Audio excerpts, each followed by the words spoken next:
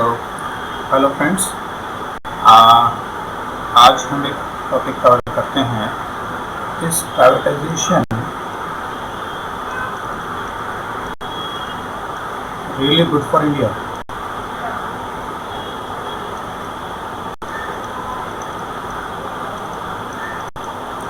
बल्कि हम क्वेश्चन को थोड़ा सा और एक्सपेंड करके पढ़ते हैं। इस प्राइवेटाइजेशन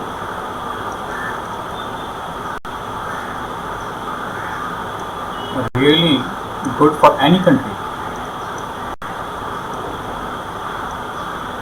हम सिर्फ इंडिया की बात नहीं रखेंगे, हम बात को आगे भी दूसरे देशों के भी प्रिंसिपल को समझ के अप्लाई करके एग्जामिन करेंगे कि क्या ये प्राइवेटाइजेशन जो हमारे देश में आजकल में पकड़ी हुई है ये क्या सही है।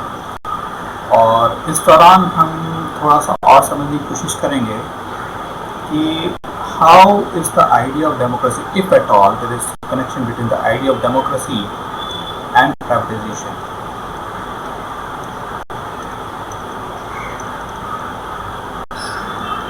एक क्वेश्चन और एग्जामिन हो जाएगा शायद इसी बीच में कि at present whatever system of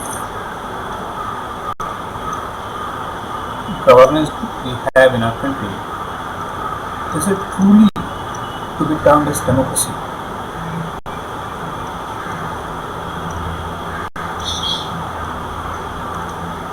That we have in our country.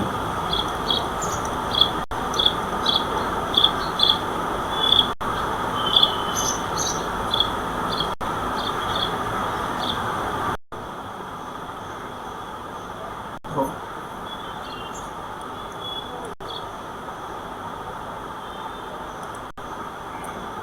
बात को आगे बढ़ाते हैं।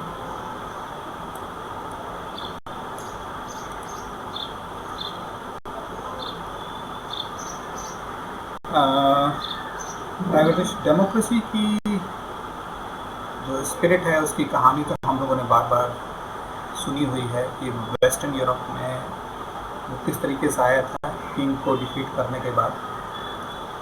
और जब किंग को डिफीट कर दिया था तो उसका इफेक्ट क्या था, ये कहानी भी मैंने कई बार दोहराई हुई है पिछले वीडियोस में। और समरीली उसको हम ये कह सकते हैं कि before the advent of democracy the property all of it was owned by the king. जब किंग आ गया, किंग को डिफीट कर दिया गया, foremost thing that promoted in western Europe was privatisation. Property जो होगी किंग की नहीं रहेगी, वो प्राइवेट हो जाएगी।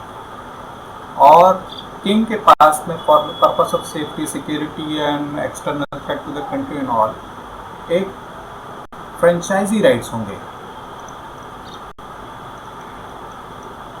King has got franchisee rights, whereas the property is actually owned by private people. So that is what is the actual spirit of democracy. The property has to be. It is before the advent of the king that the system used to have that property, all of it was owned by the king. So that is the important critical thing you must understand. And what system that most of the so-called socialist democratic countries are following, which includes, I'm making a distinction between a democratic socialist and social democracy.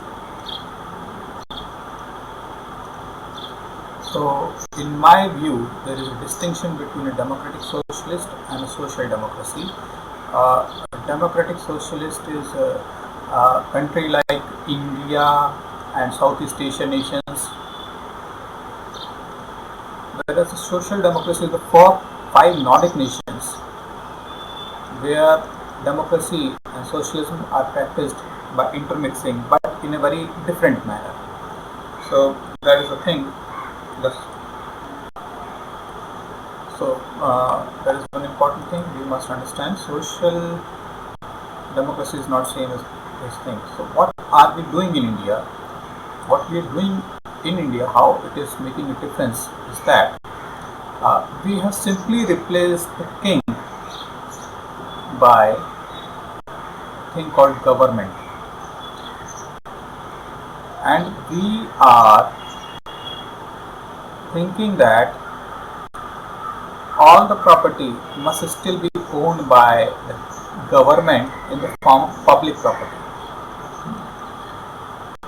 So we don't accept the idea of privatization. So in a sense, social democracy, the democratic socialists, what they are doing is that they have simply replaced king by a thing called government,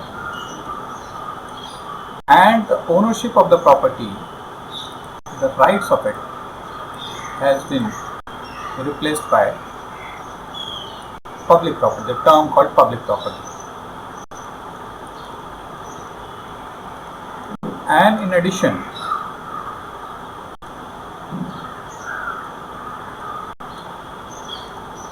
we don't promote privatization.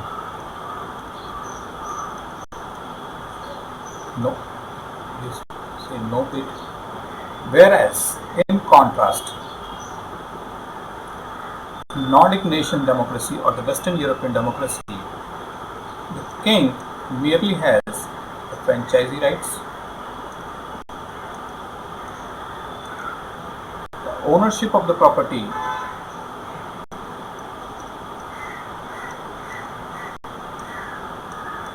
is the private people. So that is the difference, the critical key difference between a social democrat and a democratic socialist. India's constitution, the preamble to it, uses description make India sovereign socialist secular democratic republic. So that way we are different from the five Nordic nations. We must not confuse ourselves. Now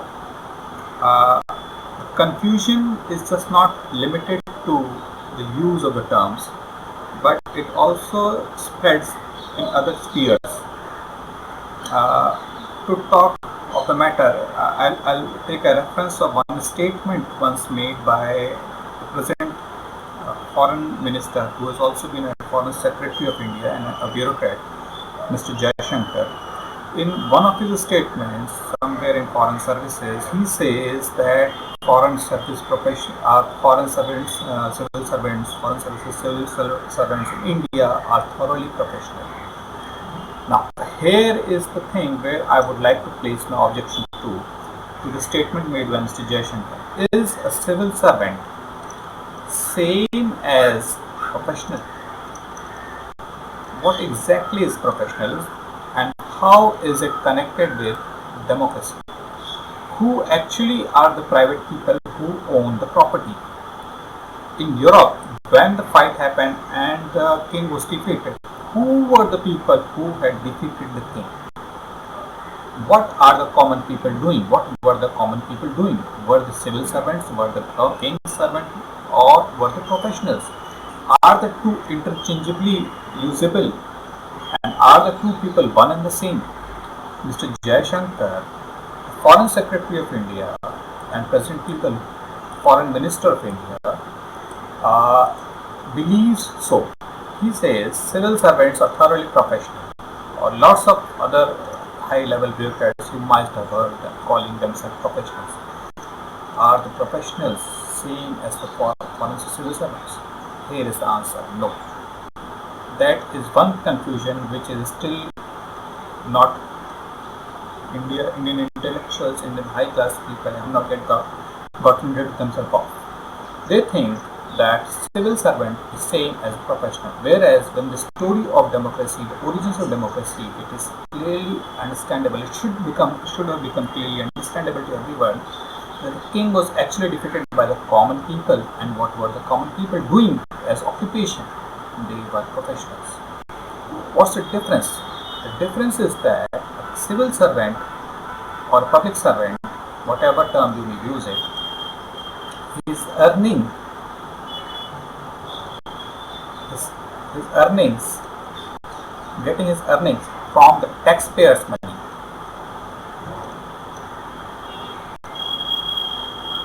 Whereas a professional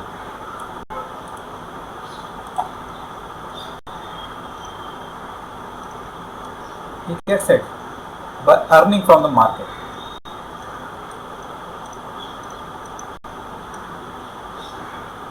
What's the difference? In the form of fees, charge, something like that. So that is how it is. That is the difference. How does it make a difference? It makes a difference in the attitude also. It makes a difference of higher mental difference type also. A public servant is generally, as we all know, apathetic in nature. He suffers from the problem of red tapeism.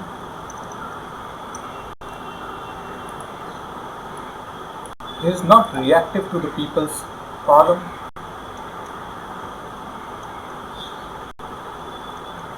Whereas a professional is highly reactive, does her job in a very peculiarly accurate and speedily. The reasons are that earnings of the two kind of people are differently associated. Now this is something the public servant will refuse to accept, but the common people conscience must hold it close to their heart. Since his salaries are coming from the taxpayers' money, he is more interested in saving his job.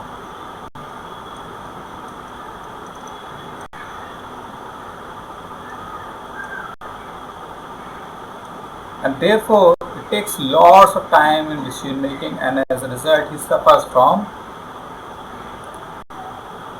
apathy.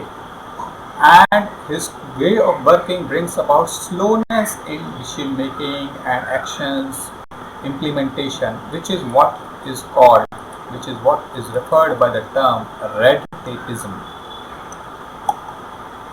Whereas a professional, since his earnings are associated with improving and quickly selling out his thing to the people, he knows that people are going to buy whatever is currently right now running in the market, what the people are looking for.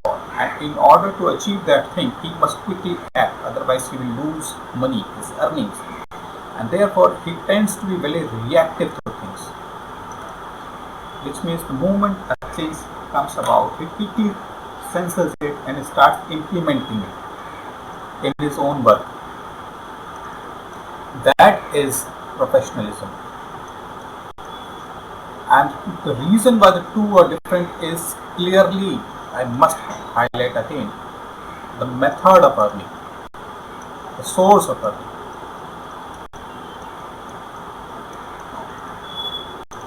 So, in summary, the one point that I would like to highlight upon is that a civil servant or a military servant, or for that matter any government official, no government official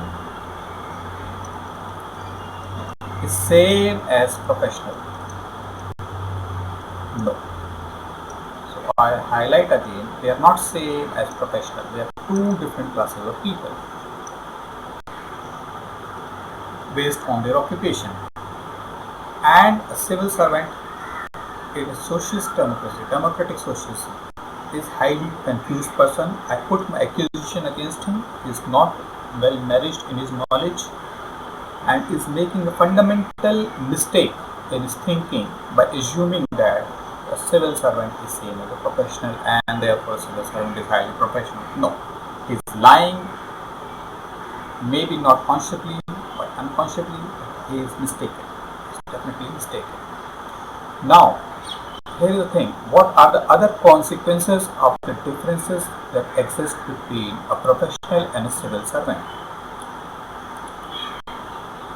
Since he is suffering from the problem of apathy based on the nature of his job and the nature of his earning, source of his earning, consequently, the ownership of business,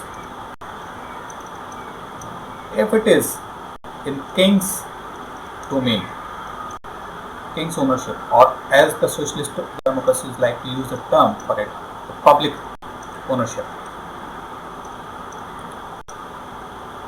the result is that they all suffer from what we call as sickness, the industrial sickness. Industrial sickness.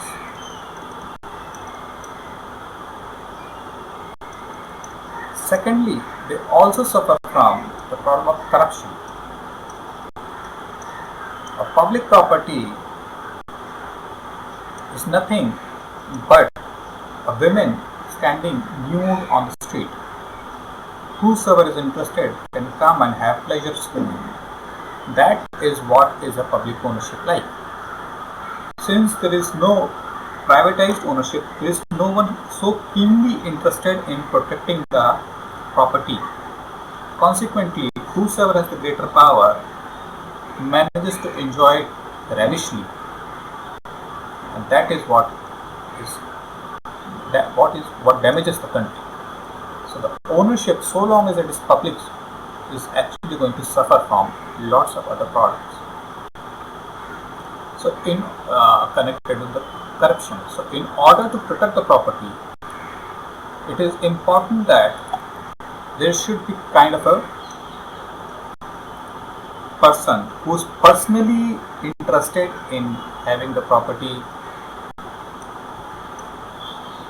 protected, looked after, and that kind of personal protection to the property, personalized, and that is what is called as privatization. The government must only be interested in taxes, collection of taxes, and helping the tax collection method, using the tax collection method in order to help the businesses, privatized owned businesses, to be promoted and to develop and progress. So that is one thing I definitely duly stand for. That if you really want system of democracy, then in order to have democracy succeed and bring about fruits of it, it is intrinsically connected with the idea of privatization.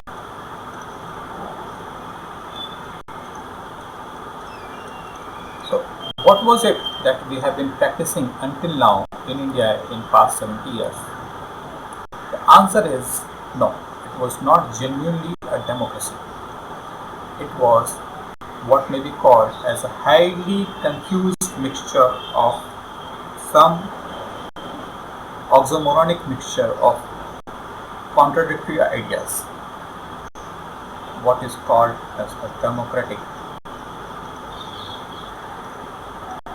socialism. It is nothing but an oxymoronic mixture.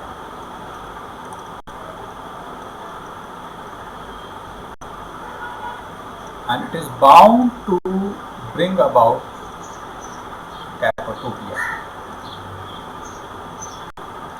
in a country, which means a kind of a dysfunctional state, a dystopia.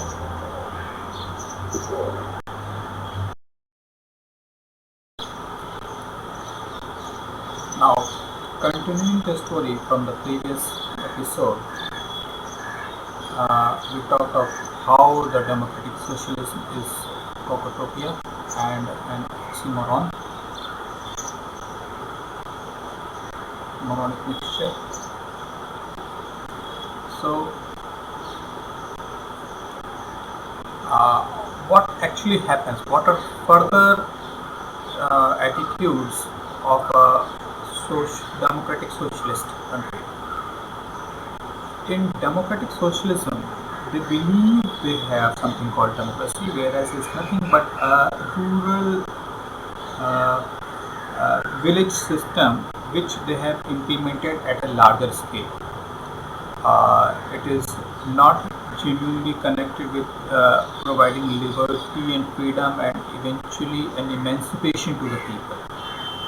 It is something merely about deciding who gets to uh, hold the rule in his hand in order to fustigate the people, in order to beat them, who gets to crack the whip. That is the only thing. The democratic socialism is elections are only about who gets to crack the whip. That is the only thing. What is a democratic socialism? It has got no connection with, no link with freedom, liberation, and eventually no link with emancipation at a higher philosophical level. That is the term which is used for what eventually freedom brings to you. It brings you pathway to proceed on your emancipation, the spiritual, religious, holistic end of your tenure on earth that you want to see most pleasingly, that will be pleasing to your eyes. That is emancipation. And that path, whether in your life you are able to follow or not, is what is liberation, and the mechanics of getting it is, let's say, we call it the freedom, different types of freedom that you receive from the political and governance systems that is around you. So the democratic socialism has least of connections with that thing basically. It is nothing but a rural system of governance applied at a national scale. So you can understand it is not something very pleasing. Now further, in a democratic socialism,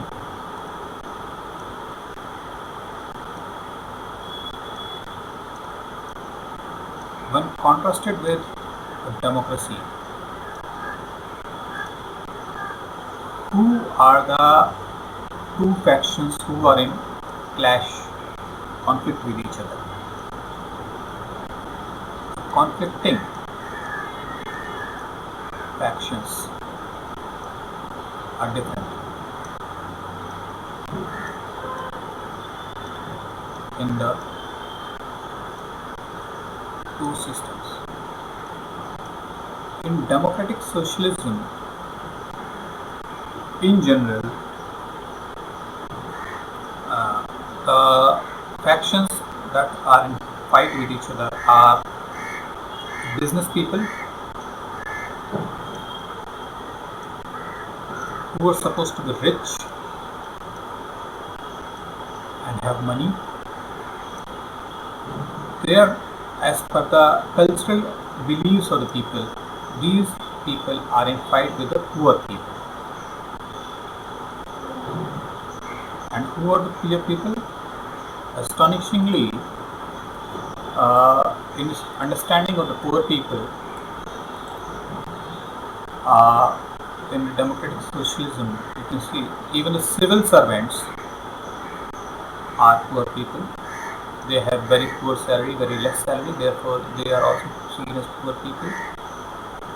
The professionals, small time people, they make a distinction of the profession from a laborer by certain understanding of their English language by usage of dictionary. So a laborer is a separate person, not same as professional or a civil servant.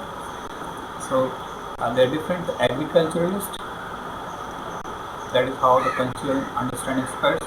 professional and agriculturalists are seen as different people. So all these are poor people, and uh, they are in fight with the business rich people, business class rich people. Now that is how socialism sees it, democratic socialism. Now this is contrastingly different from the democracy. In a democracy, the two people who are in conflict as per the cultural perceptions of the people are the king versus the common people. The king side consists of civil servants, the military officers, military servants, and all those who belong to the service of the king, versus the common people. And the common people are in general the professionals and astonishingly the business people. So you can see this difference, that business class is on the opposite side as this class, whereas and civil servants and professionals are on the same side. In a democratic socialism, as per the cultural perceptions of the people,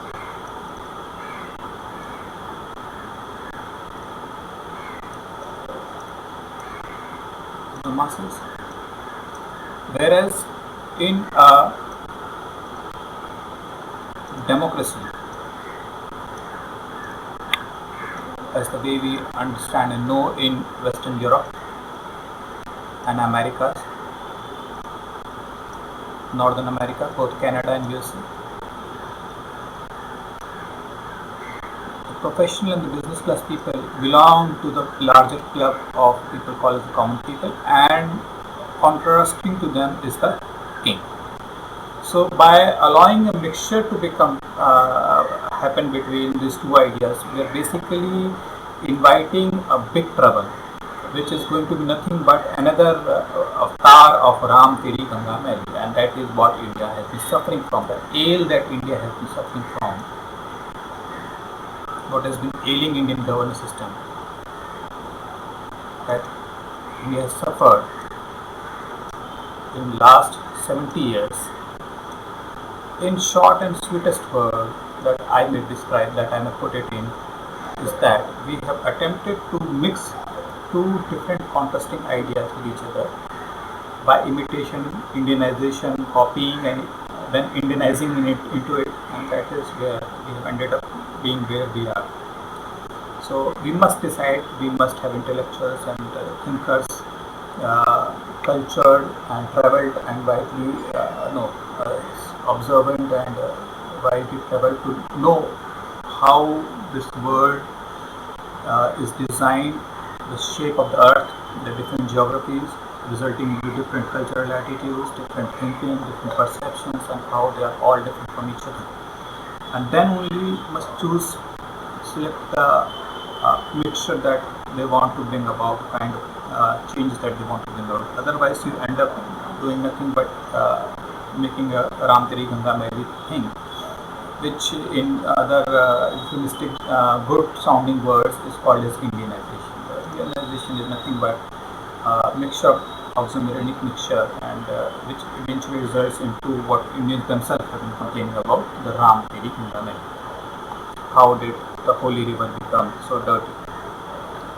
So it's just not about the river becoming dirty source of your drinking water, but basically about the cultural, about the thinking, about the philosophy, everything getting polluted. Polluted in the sense a mixture has come around without clarity in thinking and thoughts about what is what, and whether they should be allowed to mix, whether they hold the same relationship or different relationship, and eventually end up making a sewer out of a river. So that is the thing. Now I proceed further from here to take up another topic in my purview of discussion, whether democratic socialism, if it thinks that business class people should be seen in contrast against the common people. And if you can recall, I had already said that things that common people consist of the civil servants, the professionals, and everybody. So whether that is correct or not, way of thinking. There is another thing that Indian history has got in its background, and many people who have been beneficiaries of it have persistently refused it. The problem of casteism. Who are the business class and how are they connected with casteism? Basically, in India, the business class people are astonishingly somebody whom the society sees something contrastingly different from them, and the reason of it is somewhere connected with this particular cultural and historical wrong that we as a nation, as a society, have persistently suffered from for long years in now. Casteism. So it is in consequence of this that the society has developed an attitude where it sees business class people different from the rest, and it is in this perception that a civil servant manages to take stand on the same side as the professional, and as the agriculturist, and as the other class of people. So the source of this confusion is fundamentally lying in the another historical wrong that this country has suffered, India, and that is casteism. Because business class people, all of them are generally in the public perception are supposed to have originated from the different castes. So and government servant in general, every person from other caste has opportunity to study hard, to prepare for civil services, to get through UPSC and become a civil servant, and then he manages to put himself on the same side as the common people, and that's something which is different from how the Western democracy has held in its heart, and therefore acted differently. So now let's talk back about then, if in the Western democracy if the common people are somebody different from the government servant, then who basically are the business class people over there? How come the business class people are on the same side as a professional?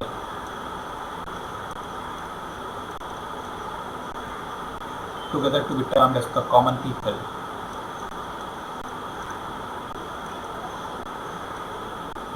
Different from and are supposed to be involving relationship, a conflicting relationship with a government official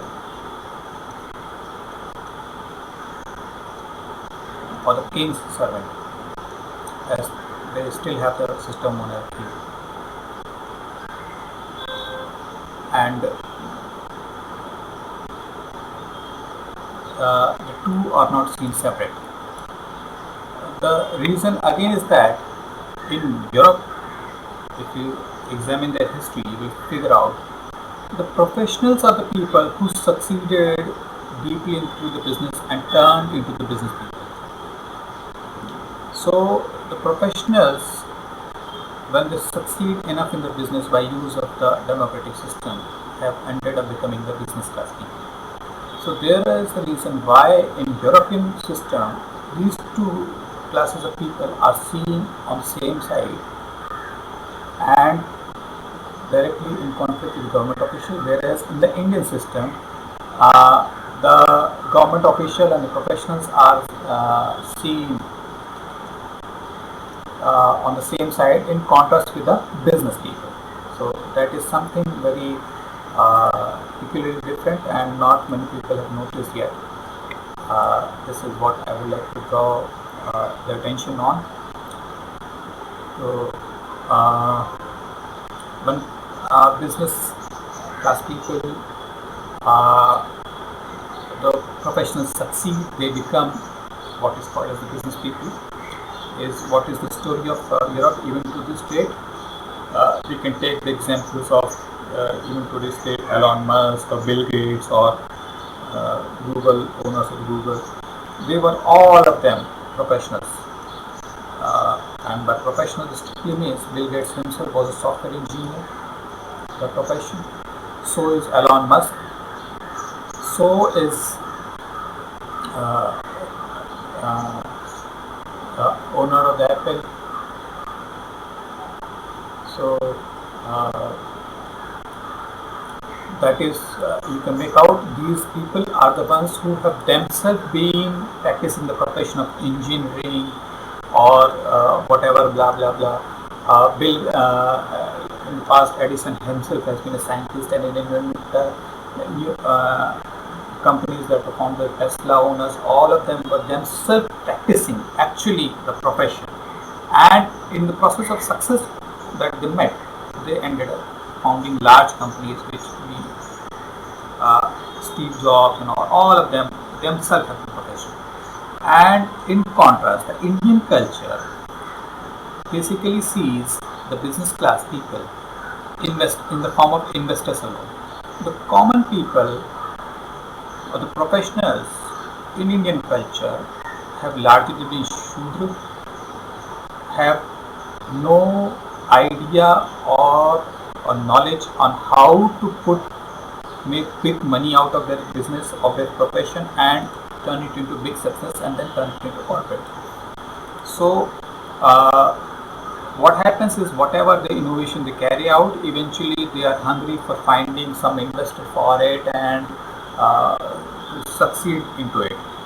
And that is where a separate caste of people manages to come into the picture, take ownership in the form of investors, supporters of the business and all, and then they manage to slowly grab away the full innovation. So that's the reason why Indian business class, if the Indians hold the perception that there are different, they are basically the caste of people, their the cultural perception is not so much mistaken. I will highlight, it's not so much mistaken. And the reason is that this is how it has been happening. In contrast, if you compare this story with, let's say, the story of Mr. Bata, who were the cobblers, what we call as the mochi in India. The Bata guys ended up making a big corporation, which today we know as Bata, which is a multinational company selling shoes all over the world. You can see they were the professionals and they ended up becoming the business class people. In contrast, Mochi is a Shudra person and no big business ownership, big corporate ownership. But there still are shoemakers in India, for example, Khadim and lots of them. They are not by the profession the Mochis, and yet they own the business. How did it happen? It's the skill of somebody else which they have managed to capture upon to make the business. So it's all because of cultural gaps between how Indian society has suffered, what Indian society has faced and suffered in the past, versus what the European and the American societies have faced and suffered in the past, which is making the difference. So that's the story as of now.